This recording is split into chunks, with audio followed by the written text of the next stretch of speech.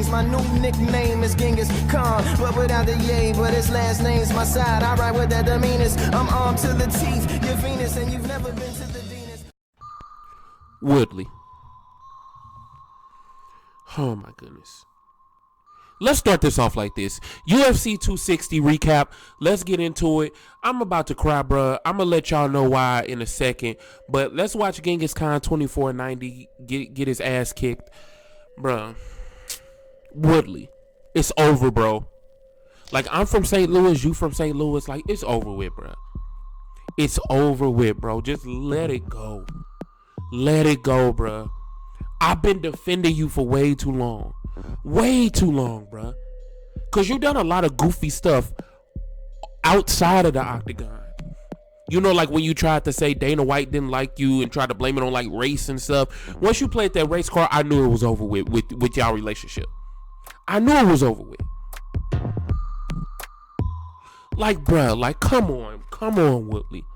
Like, bruh, you came out, you started fast, you started good, and then you got submitted.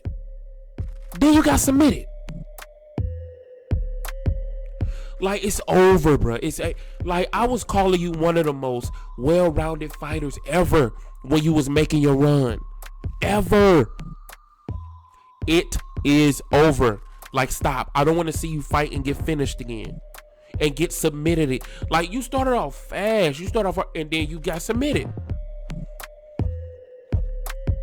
Come on, man. The same submission, I think, that they used, the Dart Show, I think that was your last victory, wasn't it? Somebody correct me if I'm wrong. I don't mind being wrong, but somebody correct me. Like, come on, Woodley. Like, let's stop, bro. Let's stop. Because just like I'm making St. Louis look bad right now, getting my ass kicked in this UFC 4, like, you making us look bad, bro. Like, come on, man. Like, I was thinking you was about to be one of the GOATs. I was like, bro, who is good enough to beat this dude? Now, I understand you fought Kobe Covington. I understand you fought Gilbert Burns. I understand, not in that order, but I understand you fought Usman back to back. I understand that. And I understand, but you weren't in a position because of the way you run your mouth to lose 3 in a row. You weren't in a position to do that. And you good enough to beat Kobe Covington. I feel like you're good enough to beat Gilbert Burns. Maybe not, but I feel like you are. I knew you wasn't gonna beat Usman. But this, what was his name? Let me not mess up the name. I forgot all these dudes' names. Come on, bro. Vincent Leck. And I've seen this dude fight because before all the UFC events, this is what I do. It's kind of like try hard, but this is what I do. All the fighters, I got the app, and I watch all their fights on the app. All the fights that they have shown. And usually, they got all their fights, even if it's not in the UFC. So this guy is, like they said, he got a chin. He be in wars, like, but come on, man. You can beat this dude. But let's start at the beginning of the card. Sean O'Malley. I already knew he was gonna whoop Thomas Almeida. Like, I already knew the last guy he fought with that fluke leg kick. I mean, it was a fluke. You still got the L.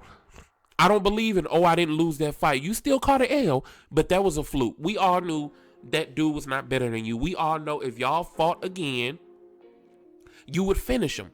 Because Almeida hit you with some very good leg kicks. And he still and you still finished him. You still finished him. 2 walk-offs. Sean O'Malley is next up. Mark my words, next up. But Sean, don't fall into the Israel Adesanya thing. Don't do that. Because I want you to work on that wrestling. I really do. I don't want a guy to wrestle you and then just be able to lay on you and win the fight. So get that wrestling together. Get the grappling together. You're an amazing striker, but get the grappling right. Okay, so I already knew he was gonna beat him. I already knew he was gonna finish him. Okay, whatever. I'm not talking about the other fights because I really do not care. But Woodley, bro. Woodley. How, bro? Quit. Just stop. Do commentary. Sit down there with Daniel Cormier, bro. Do commentary. Do post-fight show. Do pre-fight show. Do something. But it's over, bro. I don't want to see you messing up your legacy, bro. I really don't want to see you mess up your legacy. But let's talk about the main event. Okay. First of all, relax.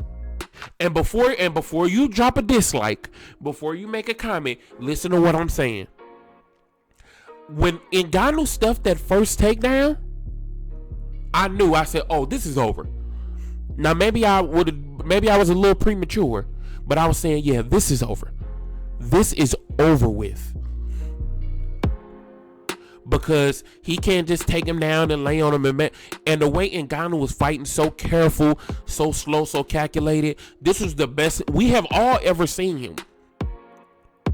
So congrats to him. He deserves it because he proves I beat Stipe Miocic fair and square. Not with no just one punch knockout after I was getting dominated. I worked him down and then finished him. That's it. Like Woodley, you really got submitted, bro. I'm sorry to go back to that, but you really got submitted. But this is why I want to say, relax. First of all, Ngannou, in my opinion, I want to see the fight, but you're not going to beat Jon Jones. Let's go here. The wrestling is on another planet. Stipe Miocic is not the wrestler that Jon Jones is. I don't care how long you've been watching the UFC. I don't care if you've been watching it for 2 days or for 20 years. We know this much. We know Daniel Cormier, who is, in my opinion, if y'all want to know my all-time favorite UFC fighter, is Daniel Cormier. But y'all should know that Daniel Cormier, in his prime, in his best physical shape, tried his damnness to wrestle Jon Jones, and Jon Jones would not let him. Jon Jones, plenty of wrestlers have. Jon Jones is an elite wrestler. He doesn't use it that much, so people forget, but he is an elite wrestler. So just because you stuffed the takedown, more than one, I think, from Stipe Miocic, that does not mean that you're going to stop takedowns from Jon Jones. It's on a whole nother level. Also, Jon Jones is just more diverse. He's a more diverse striker. He's elite in the clinch. You don't know what punch he's going to throw, what strike he's going to throw, when he's going to throw it, or where he's going to throw it. You don't know this. He fights with every inch of his length. Pause. Every inch of it. And also, there is a considerable strength difference. Y'all hear it all the time. Jon Jones is one of the strongest men in the UFC. I'm not talking about knockout power. So don't say, oh, he's not. No, I'm not talking about knockout power. I'm just talking about strength when it comes to wrestling, when it comes to takedowns, when it comes to clinching. It's not going to be the same. And I'm just talking to the people that feel like since he did this to Stipe, somehow he could beat Jon Jones. You're not gonna beat Jon Jones. Now I'll come on here and I'll be in tears cause my the GOAT can't lose. Like, he's not my favorite, but I will admit, in my opinion, he is the GOAT.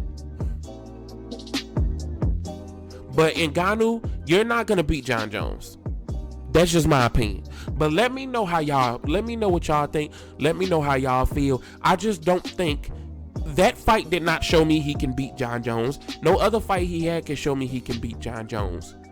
Not because he stuffed the Stipe Miocic takedown, a couple takedowns, however many he stopped. This is a whole different ball game in every sense of the word. But let me know how y'all feel about everything. Woodley, stop fighting, bro. Woodley, stop fighting. I'm going to say this till this video is over. Woodley, stop fighting. Stop, for you end up like that.